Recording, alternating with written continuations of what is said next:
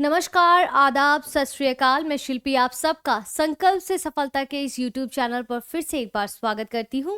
और यहाँ पर हम कुछ और MCQs के साथ आए हैं जिसमें हम करंट अफेयर्स बेस्ड MCQs को देखेंगे। I hope part 1, part 2, part 3 के जो MCQs आपको दोपहर को 12 बजे दिए जाते हैं मंडे टू फ्राइडे, उसको आप देख रहे होंगे प्रॉपर। आपके UPPSC प्रीलिम्स के लिए बहुत बहुत इंपॉर्टेंट है। और आज हम यहाँ पर इसी सीरीज में पार्ट 4 को देखने वाले हैं, यानी कि इसमें और प्रश्नों को हम MCQs के थ्रू सॉल्व करेंगे।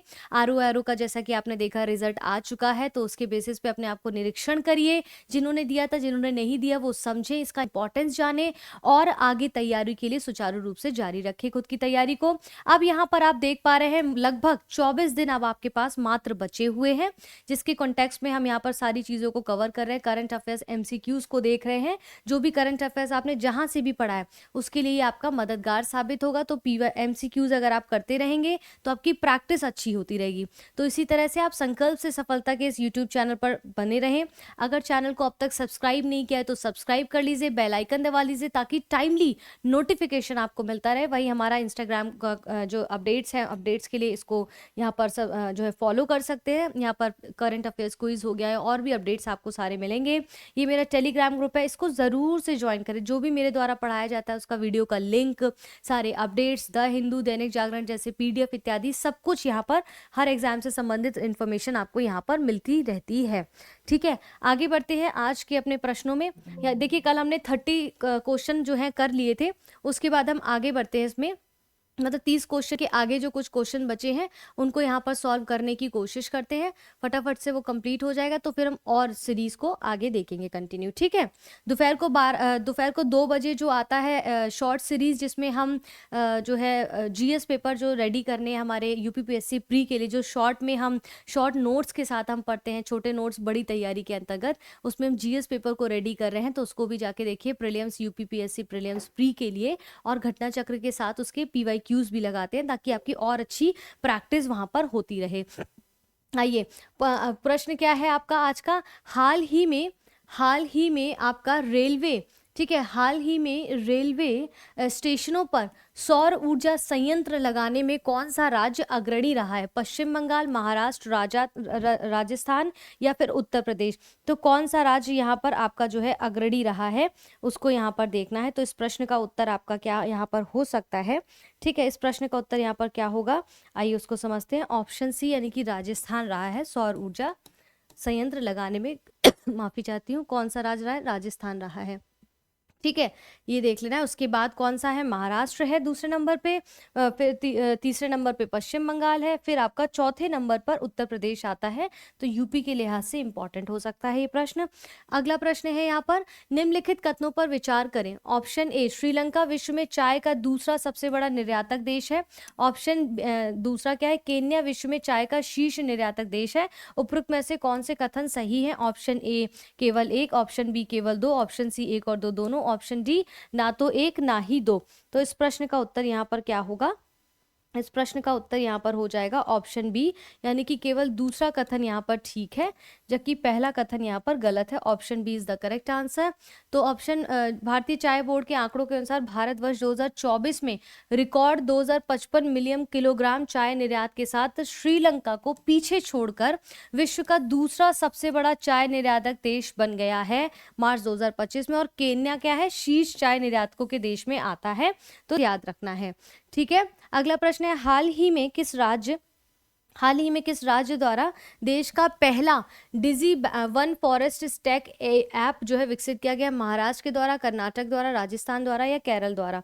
तो किसके द्वारा यहाँ पर किया गया है, ऑप्शन बी, यानी कि यहाँ पर आप देखेंगे किसके द्वारा, ये किस राज्य के द्वारा पहला डिजी वन फॉरेस्ट स्टैक जो है किया गया है, वो आपके राजस्थान के द्वारा किया गया है। ठीक है, ये आपका ऑप्शन सी है, ये आपका ऑप्शन बी है। तो यहाँ पर ऑप्शन सी यानी कि राजस्थान के द्वारा किया गया है। इस प्रश्न का उत्तर यहाँ पर ऑप्शन सी हो जाएगा। ठीक है, अंतर्राष्ट्रीय वन दिवस पर राजस्थान के मुख्यमंत्री भजनलाल शर्मा ने देश के पहले डिजी वन फॉरेस्ट स्टैक ऐप का शुभारंभ यहाँ पर कर दिया है। क्लियर है, आगे बढ़ते हैं। हाल ही में फायर सेट उपग्रह किस कंपनी द्वारा लॉन्च किया गया है, माइक्रोसॉफ्ट, एप्पल या स्काईरूट या गूगल के द्वारा।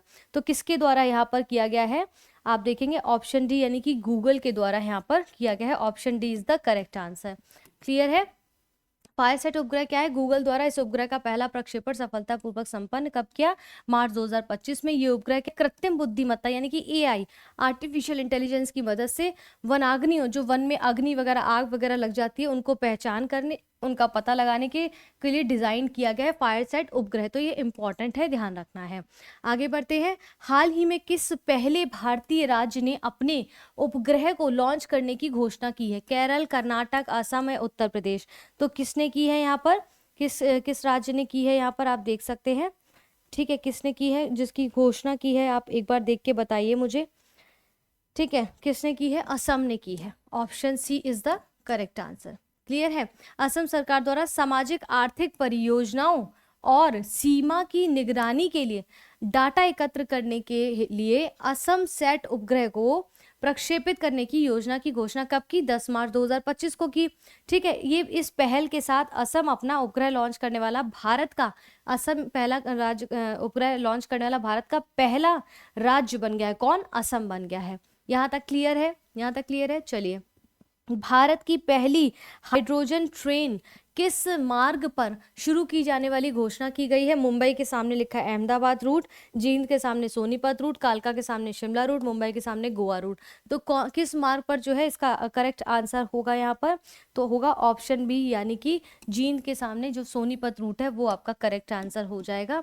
बाकी के देखिए, यहाँ भारत की पहली हाइड्रोजन ट्रेन जो है जींद सोनीपत यानी कि हरियाणा रूट पर परिचालित की जाने की घोषणा की गई। ये ट्रेन चेन्नई स्थित इंटीग्रल कोच फैक्ट्री द्वारा निर्मित की गई। किसके द्वारा निर्मित की गई है?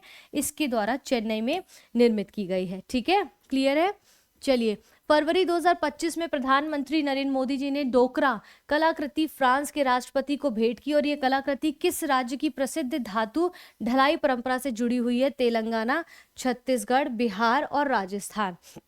तेलंगाना, छत्तीसगढ़, बिहार और राजस्थान। तो इस प्रश्न का उत्तर होगा ऑप्शन बी, छत्तीसगढ़। ठीक है, ऑप्शन बी होगा छत्तीसगढ़ होगा। ठीक है, यहाँ पर जो है राष्ट्रपति, आप इसके बाद यहाँ पर देख सकते हैं, यहाँ पर आगे देखिए, यहाँ पर है अपनी फ्रांस यात्रा के दौरान प्रधानमंत्री नरेंद्र मोदी ने डोकरा कलाकृति फ्रांस के राष्ट्रपति इमैनुएल मैक्रो को भेंट में दी है। और डोंगरा कला जो है छत्तीसगढ़ की एक प्रसिद्ध धातु ढलाई परंपरा है। तो इंपॉर्टेंट क्या है कि डोकरा कला है वो किससे संबंधित है? छत्तीसगढ़ की प्रसिद्ध धातु ढलाई परंपरा है, तो वो यहाँ पर इंपॉर्टेंट हो जाता है। हाल ही में चर्चा में रहे मत्स्य 6000 से संबंधित कौन से कथन यहाँ पर सही है? आइए, पहला कथन क्या कहता है? समुद्रयान परियोजना के तहत विकसित मत्स्य 6000 3 व्यक्तियों को, कितने? 3 व्यक्तियों को समुद्र के भीतर 6000 मीटर की गहराई तक ले जाने के लिए डिजाइन किया गया है। दूसरा कथन क्या कहता है? मत्स्य 6000 का डिजाइन और इसका विकास कार्य राष्ट्रीय महासागर प्रौद्योगिकी संस्थान चेन्नई द्वारा किया जा रहा है। नीचे दिए गए कोड से सही उत्तर चुनना है। ऑप्शन ए केवल 1, ऑप्शन बी केवल 2, ऑप्शन सी 1 और 2 दोनों, ऑप्शन डी ना तो 1 ना ही 2, ना तो 1 ना ही 2। तो इस प्रश्न का उत्तर हो जाएगा ऑप्शन सी, यानी कि दोनों कथन आपके पूरी तरह से यहाँ पर एकदम सही परिभाषित इसको करते हैं। ठीक है, यही सारी चीजें दी गई हैं। इसका विकास कार्य राष्ट्रीय महासागर प्रौद्योगिकी संस्थान चेन्नई द्वारा किया गया। किसका? मत्स्य 6000 का डिजाइन। ठीक है, आगे बढ़ते हैं। भारत के पहले स्वदेशी स्वचालित बायोमेडिकल अवशिष्ट उपचार संयंत्र का नाम है सृजनम, त्वरित, शुद्धता, स्वक्षम। ठीक है, तो इस प्रश्न का उत्तर यहाँ पर क्या हो जाएगा? इस प्रश्न का उत्तर आपका बच्चों होगा यहाँ पर ऑप्शन ए, सृजनम। ठीक है, ऑप्शन ए, सृजनम। आइए इसको समझते हैं। केंद्रीय मंत्री जितेंद्र सिंह ने हाल ही में एम्स न्यू दिल्ली में भारत के पहले, जहां पर पहला आ जाए तो करंट अफेयर्स थोड़ा और इंपॉर्टेंट हो जाता है, पहले स्वदेशी स्वचालित जैव चिकित्सा अवशिष्ट उपचार संयंत्र का शुभारंभ किया है। एम्स ऑडिटोरियम में आयोजित एक समारोह में मंत्री ने सृजनम नामक स्वचालित बायोमेडिकल अवशिष्ट उपचार रिग को आधिकारिक तौर पर राष्ट्र को समर्पित कर दिया है। ठीक है, राष्ट्र को पूरी तरह से समर्पित कर दिया है। अगला प्रश्न है, हाल ही में जोमैटो ने अपना कॉर्पोरेट नाम बदलकर क्या रखने की घोषणा की है अभी? ठीक है, क्या नाम रखने की घोषणा की है? Eternal limited, Corpo limited, Mega cart, Digi commerce. तो इस प्रश्न का उत्तर यहाँ पर क्या हो जाएगा? इटर्नल लिमिटेड रखने की घोषणा की है कॉर्पोरेट नाम बदलकर। ठीक है, तो यहाँ पर ये नाम हमें इटर्नल लिमिटेड रखने की घोषणा की फरवरी 2025 में, कहा है जोमेटो ने। इसके बाद हाल ही में किस देश में विश्व स्वास्थ्य संगठन WTO वर्ल्ड ट्रेड ऑर्गेनाइजेशन द्वारा ह्यूमन अफ्रीकन ट्रिपैनोसोमियासिस को सार्वजनिक स्वास्थ्य समस्या के रूप में समाप्त घोषित किया गया है? Niger, Guinea, Sudan, Chile. Niger, Guinea, Sudan, Chile. तो इसमें सही आंसर होगा इसका गिनी। ठीक है, option B is the correct answer. स्पष्ट है यहाँ तक? आगे बढ़िए, चलिए इसको देखते हैं। जो WHO ने गिनी को मानव अफ्रीकी ट्रिपैनोसोमियासिस के गैम्बियंस के रूप में सार्वजनिक स्वास्थ्य समस्या के रूप में इसको समाप्त करने की बधाई दी है। गिनी में फैलने वाला ये एकमात्र प्रकार का मानव अफ्रीकी ट्रिपैनोसोमियासिस का ये रूप है जो देश भर में समाप्त होने वाला पहला उपेक्षित उष्णकटिबंधीय रोग है। पहला उपेक्षित उष्णकटिबंधीय रोग है। ठीक है, किस कंपनी ने हाल ही में भारत में उड़ने वाली पहली टैक्सी का अनावरण किया है? स्पेस एक्स, सरला एविएशन, प्रिज्म एविएशन, गगन एविएशन। तो इस प्रश्न का उत्तर यहाँ पर क्या होगा? इस प्रश्न का उत्तर होगा सरला एविएशन ने ऐसा कहा है, अनावरण किया है। ठीक है, तो ये जो है ये 6 यात्रियों को कितना सक्षम होगा? 6 यात्रियों को ले जाने वाली इलेक्ट्रिक टैक्सी जो 250 किलोमीटर प्रति घंटा के रफ्तार से चलेगी और 160 किलोमीटर तक उड़ान भर सकती है। 2028 में बेंगलुरु से शुरू होकर ये मुंबई, दिल्ली और शहरों में सेवाएं देगी। तो 2028 से शुरू होगी उड़ने वाली आपकी ये टैक्सी दिखाई देगी। ठीक है, पहली टैक्सी जो कहाँ शुरू है? सरला एविएशन के द्वारा कहाँ कहाँ शुरू होगी? बेंगलुरु में पहले शुरू होगी, फिर मुंबई, फिर दिल्ली जैसे बड़े मेट्रो शहरों में इसकी सेवाएं दी जाएंगी। वर्ष 2024 में साइबर हमलों का शिकार होने वाला सबसे लक्षित देश कौन सा है? भारत, इजराइल, संयुक्त राज्य अमेरिका और चाइना। भारत, इजराइल, संयुक्त राज्य अमेरिका और चाइना। तो आपका संयुक्त राज्य अमेरिका है, ऑप्शन सी। भारत देख के भारत पे टिक मत कर दीजिएगा। ठीक है, क्लाउडसेक के थ्रेट लैंडस्केप रिपोर्ट 2024 में कहा गया है कि भारत वर्ष 2024 में साइबर हमलों का शिकार होने वाला दूसरा, ठीक है, दूसरा सबसे बड़ा अधिक लक्षित देश बन गया। इस रिपोर्ट के अनुसार संयुक्त राज्य अमेरिका, आपका USA जो है 140 साइबर हमलों के साथ शीर्ष पर है। इसके बाद भारत में 95 हमलों के साथ ये दूसरे स्थान पर है और इजराइल पे 57 हमलों के साथ तीसरे स्थान। मतलब पहले अमेरिका USA है, फिर भारत है, फिर आपका इजराइल है जो तीसरे स्थान पर थ्रेट लैंडस्केप रिपोर्ट 2024 के अनुसार। ठीक है, अगला प्रश्न है, भारत में तीसरे रॉकेट लॉन्च पैड की स्थापना से संबंधित कौन से कथन सही है? इसकी स्थापना श्रीहरिकोटा स्थित सतीश धवन अंतरिक्ष केंद्र में की जाएगी। दूसरा कहते हैं इस परियोजना के लिए कुल खर्च इतने करोड़ रुपए अनुमानित है। नीचे दिए गए कोड से सही का उत्तर चुनना, केवल एक, केवल दो, एक और दो, दोनों, ना तो एक ना ही दो। तो इस प्रश्न का उत्तर यहाँ पर क्या हो जाएगा? जो तीसरे रॉकेट लॉन्च पैड की बात कर रहे हैं, इस प्रश्न का उत्तर आपका यहाँ पर हो जाएगा। ठीक है, इस प्रश्न का उत्तर होगा ऑप्शन सी, यानी कि दो, एक और दो, दोनों कथन यहाँ पर पूरी तरह से करेक्ट है। ठीक है, इस परियोजना के लिए कुल खर्च इतना अनुमानित है और 48 महीनों के अंदर इसका निर्माण कार्य पूरा करने का लक्ष्य रखा गया है। ठीक है, अगला क्या है? राष्ट्रीय हल्दी बोर्ड से संबंधित कौन से कथन सही है? ऑप्शन ए क्या कहता है, ध्यान देना है। प्रधानमंत्री नरेंद्र मोदी द्वारा इसका शुभारंभ नई दिल्ली में किया गया है। पलके गंगा रेड्डी को इस बोर्ड का प्रथम अध्यक्ष नियुक्त किया गया है। नीचे दिए गए कोड का प्रयोग कर सही उत्तर चुना, केवल एक, केवल दो, एक और दो, दोनों, ना तो एक ना ही दो। तो इस प्रश्न का उत्तर यहाँ पर क्या हो जाएगा? ऑप्शन बी, यानी कि केवल दूसरा कथन यहाँ पर सही है, पहला गलत है, दूसरा सही है। ठीक है, तो 14 जनवरी 2025 को केंद्रीय मंत्री पीयूष गोयल द्वारा नई दिल्ली में राष्ट्रीय हल्दी बोर्ड का शुभारंभ किया गया। पल्ले गंगा रेड्डी को इस बोर्ड का प्रथम अध्यक्ष नियुक्त किया गया है। बोर्ड का मुख्यालय अगर देखा जाए इसका तो कहाँ है? तेलंगाना के निजामाबाद में स्थापित किया गया। कहाँ पर? तेलंगाना के निजामाबाद में स्थापित किया गया। तो हर पॉइंट इसमें अपने आप में एक प्रश्न का उत्तर लिए हुए है। अगला प्रश्न क्या कहता है? भारत के पहले बाल कैंसर अस्पताल आधारित कहाँ जो है नींव आधारशिला इसकी रखी गई है? पटना, मुंबई, जयपुर, महाराजगंज। पटना, मुंबई, जयपुर, महाराजगंज। तो ये आपकी पटना में रखी गई है। ऑप्शन ए यहाँ पर करेक्ट हो जाता है। 12 दिसंबर 2024 को बिहार के मुख्यमंत्री नीतीश कुमार ने पटना में महावीर बाल कैंसर अस्पताल की आधारशिला रखी और ये भारत का पहला बाल कैंसर अस्पताल है। तो ध्यान रखना है, बिहार में रखी गई। बिहार में भी कहाँ? पटना में रखी गई है। क्लियर है? विश्व का पहला कार्बन डाइऑक्साइड से मेथनॉल रूपांतरण संयंत्र किस कंपनी द्वारा स्थापित किया गया है? याद रखिएगा, ऑप्शंस क्या क्या है यहाँ पर। तो ये आपका है अडानी समूह, NTPC, रिलायंस समूह और टाटा पावर। इस प्रश्न का उत्तर क्या होगा? NTPC के द्वारा इस कंपनी को स्थापित यहाँ पर option B is the option B is the correct answer. क्या है? Option B is the correct answer. ठीक है, आगे बढ़ते हैं।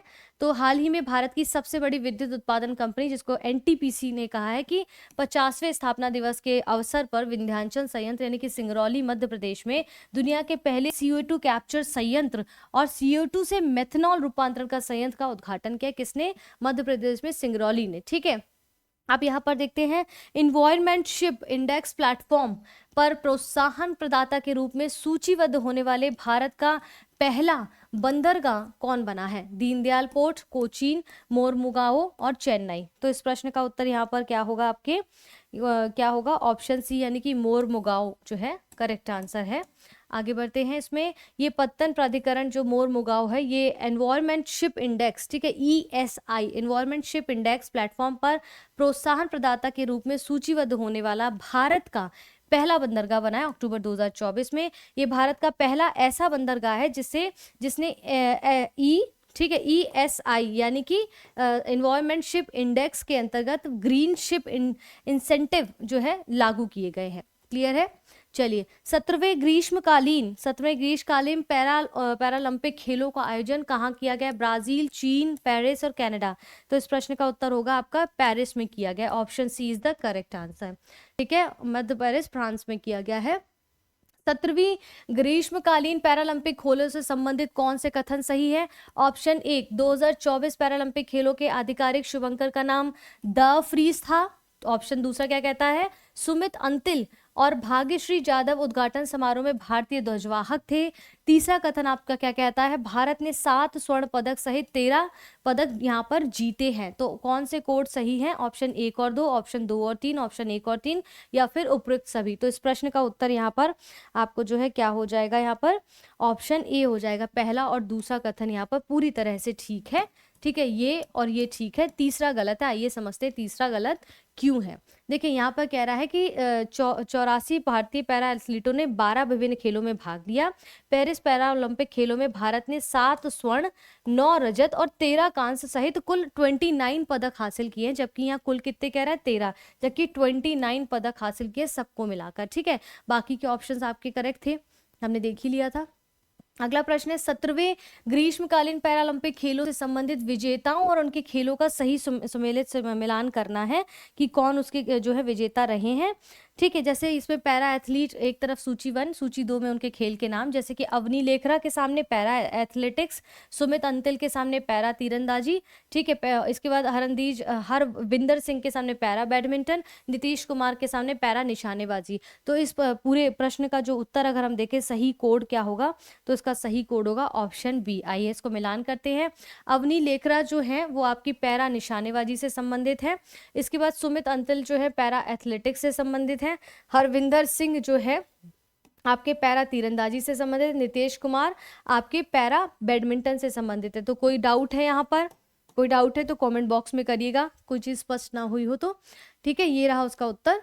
अगला है 33वें ग्रीष्मकालीन ओलंपिक खेल से संबंधित कौन से कथन सही हैं? ऑप्शन ए, भारतीय प्रतिनिधित्व मंडल में 117 एथलीट शामिल थे। ऑप्शन 2, गगन नारंग भारतीय दल के प्रमुख थे। ऑप्शन 3, वर्ष 2024 के ओलंपिक खेलों में भारत 1 रजत और 5 कांस्य सहित कुल 6 पदक जीतने में सफल हुए हैं। केवल 1, केवल 2 और 3, केवल 1 और 3, उपयुक्त सभी। तो इस प्रश्न का उत्तर यहाँ पर आपके लिए क्या हो जाएगा? ठीक है, इस प्रश्न का उत्तर हो जाएगा आपका उपयुक्त सभी, यानी कि सारे कथन यहाँ पर पूरी तरह से करेक्ट हो जाते हैं। ठीक है, ये रहा। वर्ष 2024 के ओलंपिक खेलों में भारत 1 रजत और 5 कांस्य सहित कुल 6 पदक जीतने में सफल हुआ है। ठीक है, और गगन नारंग जो है पेरिस ओलंपिक 2024 में भारतीय दल के प्रमुख चीफ डी मिशन रहे हैं यहाँ पर। क्लियर है?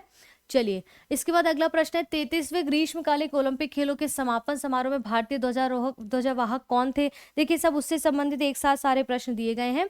पीवी सिंधु और मैरी कॉम, PR श्रीजेश और मनु भास्कर, अमन सहरावत और मनु भास्कर, स्वप्निल कुसाले और नीरज कोपा। तो इस प्रश्न का उत्तर यहाँ पर आपके लिए क्या हो जाएगा? आइए हम उसको समझते हैं। इस प्रश्न का उत्तर हो जाएगा ऑप्शन बी, यानी कि PVR श्रीजेश और मनु भास्कर यहाँ पर जो है 33वें ग्रीष्मकालीन ओलंपिक समापन समारोह स्टेडी फ्रांस ये समापन, एक सेकेंड रुकिएगा जरा। हाँ, समारोह में सही है फिर इसका आंसर। ठीक है, ठीक है, पीवी राजेश जो है, श्री जेश और मनु भास्कर हैं, ऑप्शन बी। और ये 33वें ग्रीष्मकालीन ओलंपिक का समापन समारोह स्टेड डी फ्रांस, कहाँ पर, स्टेड डी फ्रांस स्टेडियम में आयोजित हुआ था। और जो भारतीय हॉकी गोलकीपर पीआर श्रीजेश और स्टार निशानेबाज मनु भास्कर समापन समारोह में भारतीय ध्वजवाहक थे।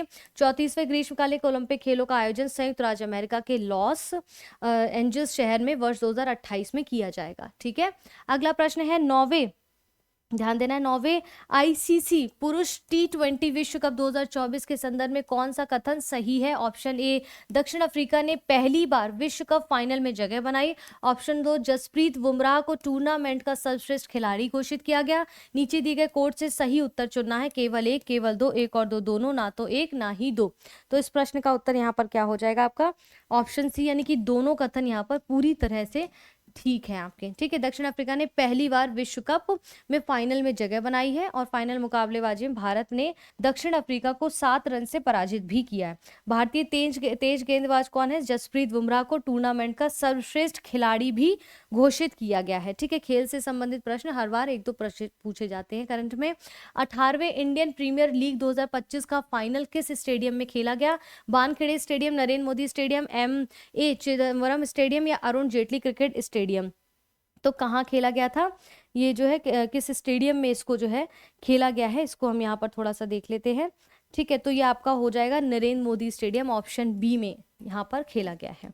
ठीक है, 18वें Indian premier league final Narendra Modi stadium Ahmedabad में, कहाँ पर है ये स्टेडियम? अहमदाबाद में, जिसमें रॉयल चैलेंजर्स बेंगलुरु विजेता रहा है और टाइटल प्रायोजक कौन है? टाटा ग्रुप है। आइए, निम्नलिखित में से कौन से क्रिकेट खिलाड़ी बीसीसीआई वार्षिक अनुबंध 2024-25 में ग्रेड A+ की श्रेणी में रखे गए हैं? K L Rahul, Hardik Pandya, Jasprit Bumrah, Ravindra Jadeja. Option A क्या कहता है? 1 और 2। ऑप्शन बी केवल 3 और 4। ऑप्शन सी केवल 2, 3 और 4। ऑप्शन डी कहता है उपयुक्त सभी। तो इस प्रश्न का उत्तर यहाँ पर क्या होगा आपका? ऑप्शन बी हो जाएगा, यानी कि 3 और 4 यहाँ पर इनको रखा गया है। ठीक है, इसके बाद बीसीसीआई अनुबंध में यहाँ पर कौन कौन से खिलाड़ी शामिल हैं? रोहित शर्मा, विराट कोहली, जसप्रीत बुमराह, A+ की श्रेणी में रविंद्र जडेजा, और केएल राहुल और हार्दिक पांड्या को ग्रेड A में रखा गया है, ना कि A+ में। ठीक है, आइए, महिला प्रीमियर लीग 2025 में ऑरेंज कैप जीतने वाली क्रिकेटर कौन थी? अमीलिया केर, नताली सिवरब्रेट, हरमनप्रीत कौर और ऋचा घोष। ठीक है, और ऋचा घोष। तो इस प्रश्न का उत्तर यहाँ पर क्या होगा? ऑप्शन बी हो जाएगा, यानी कि नताली सिवरब्रेट जो है वो जीतने वाली ऐसी क्रिकेटर बनी है। और ये अखिल भारतीय फुटबॉल महासंघ पुरस्कार 2024 में पुरस्कार दिया गया। इसका सर्वश्रेष्ठ पुरुष खिलाड़ी सुभाशीष बोस रहे हैं।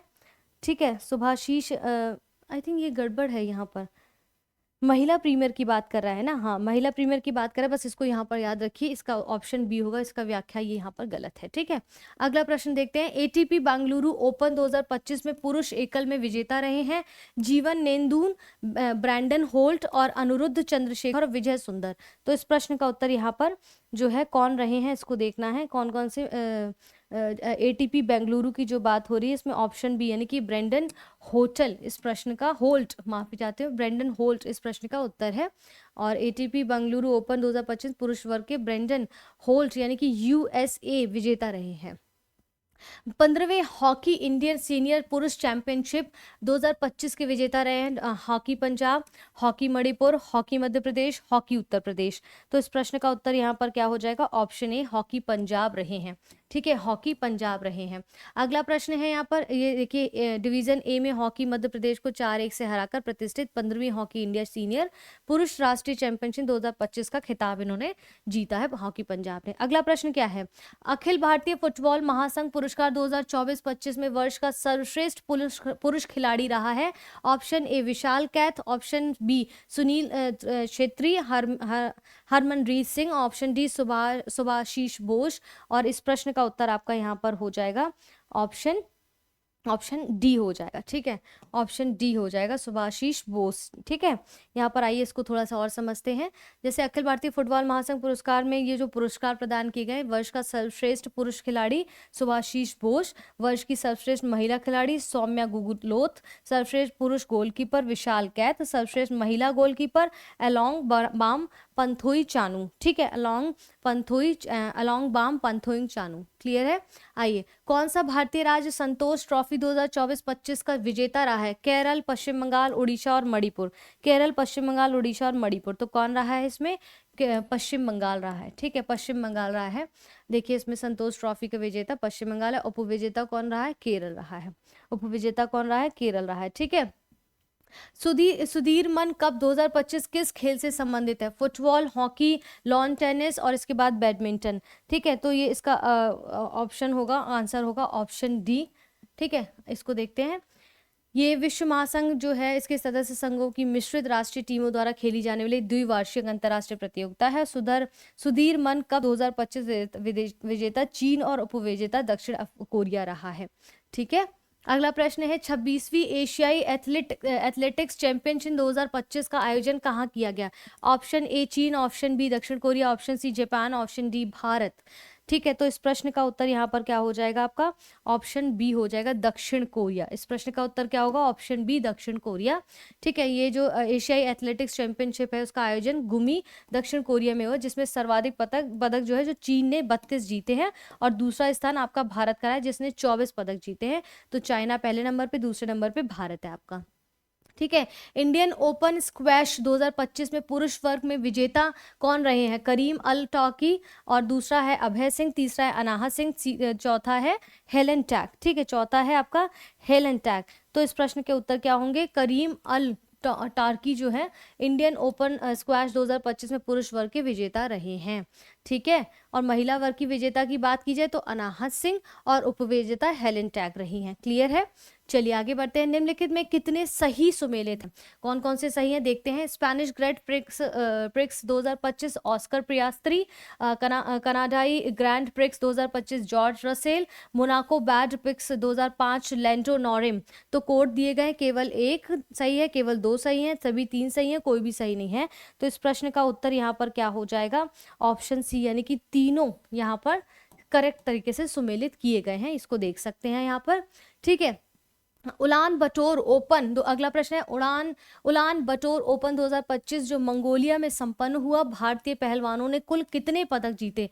6 पदक, 8 पदक, 22 पदक या 18 पदक? 6 पदक, 8 पदक, 22 या 18 पदक। तो कितने पदक जीते हैं यहाँ पर? आप देखेंगे 22 पदक यहाँ पर जीते गए हैं, ठीक है, ऑप्शन सी। और यहाँ पर 21 पदक जो है वो 6 स्वर्ण है, 7 रजत है और 8 यहाँ पर कांस्य पदक जीते गए हैं, जिसमें टोटल 22 पदक हैं। अगला प्रश्न है कामी रीता शेरपा ने हाल ही में माउंट एवरेस्ट पर कितनी बार चढ़ने का रिकॉर्ड बनाया? ऑप्शन ए 10 बार, ऑप्शन बी 15 बार, ऑप्शन सी 25 बार, ऑप्शन डी 31 बार। तो ऑप्शन डी 31 बार चढ़ने का रिकॉर्ड बनाया, समझिए जरा आप, है ना, 31 बार। 55 वर्षीय कामी रीता शेरपा ने मई 2025 में 31वीं बार माउंट एवरेस्ट की चोटी पर पहुंचकर अपना ही रिकॉर्ड तोड़ दिया है उन्होंने। बहुत बड़ी बात है, इसे कहते हैं डेडिकेशन, लगन, कंटिन्यूटी, कंसिस्टेंसी। हाल ही में कौन 7 शिखरों की चुनौती को पूरा करने वाले भारत के सर्वाधिक युवा पर्वतरोही बने हैं? Option A Vishwanath Kartikeya Padakanti, option B Kenton Cool, option C Mahendra Gurjar, option D Shrihar Natraj. तो इसमें कौन बने हुए हैं? ऑप्शन ए यानी कि विश्वनाथ कार्तिकेय पदकांति जो है भारत के सर्वाधिक युवा पर्वतरोही बने हैं। और इनकी जो है 7 शिखर चुनौती पूरी करने वाले भारत के सबसे कम उम्र के पर्वतारोही हैं। उनकी उम्र लगभग बस 16 वर्ष है, मात्र 16 ईयर्स के हैं। इन शिखरों में कौन कौन से शामिल है? एशिया का mount Everest, Africa Kilimanjaro, Europe का माउंट एल्ब्रस, उत्तर अमेरिका का डेनाली, दक्षिण अमेरिका का ओकांकागुआ, अंटार्कटिका का माउंट विसन, ऑस्ट्रेलिया का माउंट कोसी यसजको। ठीक है, यहाँ पर आप ये स्क्रीनशॉट लेके पढ़ सकते हैं। आगे बढ़े, चलिए अगला प्रश्न है मार्च 2025 में किसे अंतर्राष्ट्रीय ओलंपिक समिति का 10वां अध्यक्ष चुना गया? Kirsty Coventry, LeBron James, Armand Duplantis और देवजीत सैकिया। तो इस प्रश्न का उत्तर यहाँ पर क्या हो जाएगा देखते हैं।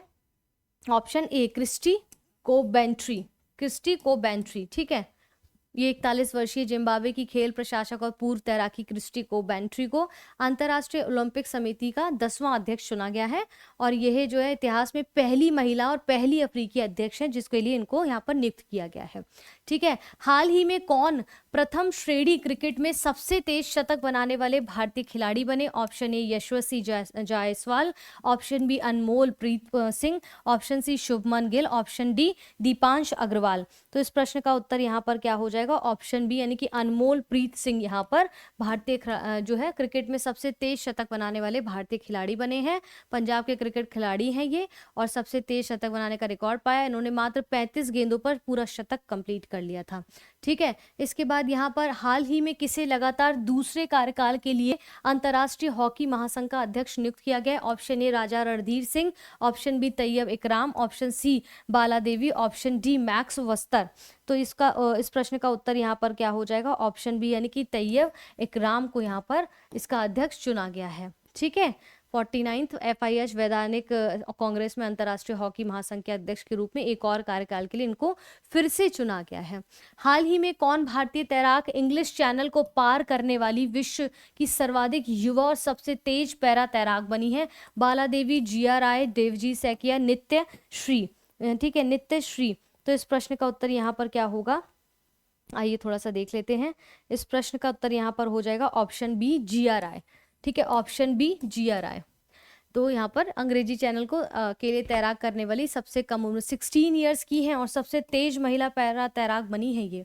ठीक है, विजडन विश्व का अग्रणी पुरुष क्रिकेट 2025 किसे घोषित किया गया है? पैट कमिंग्स को, जसप्रीत बुमराह को, निकोलस पूरन को, विराट कोहली को। तो इस प्रश्न का उत्तर यहाँ पर क्या होगा? इसमें जो है जसप्रीत बुमराह को इसमें चुना गया है। ठीक है, विजडन विश्व का अग्रणी पुरुष क्रिकेटर है जसप्रीत बुमराह को। विजडन विश्व की अग्रणी महिला अगर क्रिकेटर कही जाए तो स्मृति मंधाना है। कौन है महिला? स्मृति मंधाना है। ठीक है, 5वें खेलो इंडिया शीतकालीन खेल 2025 का शुभारंभ था। शुभंकर, माफी चाहती हूँ, शुभंकर क्या था? शीन ए शी, ठीक है, और सफेद पांडा, हांगुल और काला भालू। तो कौन सा शुभांकर था इसमें? इसका शुभांकर क्या था? इसका शुभांकर आपका जो होगा, ठीक है, इसका शुभांकर यहाँ पर देखेंगे क्या है? ऑप्शन ए आपका शीन ए शी है। शीन ए शी है ये शीतकालीन खेल का शुभांकर। शीन ए शी यानी शान हिम तेंदुआ है बेसिकली। ठीक है, हिम तेंदुआ है। ठीक है, तो आज हमने कम से कम कुछ नहीं तो लगभग 30 तक हमने कर लिया था। फिर आप बाकी के आज 30 से लेकर 75 क्वेश्चन हमने कंप्लीट किए हैं। तो अगर आपने पार्ट 3 जो ऑलरेडी अपलोडेड हो चुका है, जो मंडे टू फ्राइडे दोपहर को 12 बजे आता है, उसको नहीं देखा है तो जाके देख लीजिए। और हम कल से थोड़ा और करंट अफेयर्स के कुछ पोर्शन को पढ़ लेंगे, वरना इसी प्रकार से MCQ को भी कर सकते हैं 12 बजे। और दोपहर को 2 बजे जो स्टैटिक पार्ट जिसमें हम GS के शॉर्ट में नोट्स पढ़ के प्रीटी के लिए तैयारी करें UPPSC के लिए, उसको ज़रूर देखिए, बहुत इंपॉर्टेंट है। और उसमें इकोनॉमिक्स की सीरीज चल रही है, उसको ज़रूर देखिए, उससे आपका इकोनॉमिक्स जो है रेडी हो जाएगा।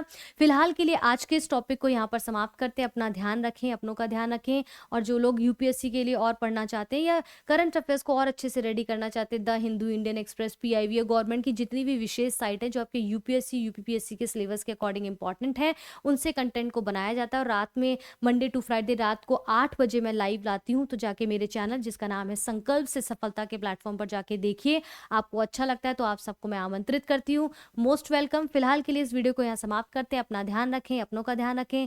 जय हिंद, जय भारत।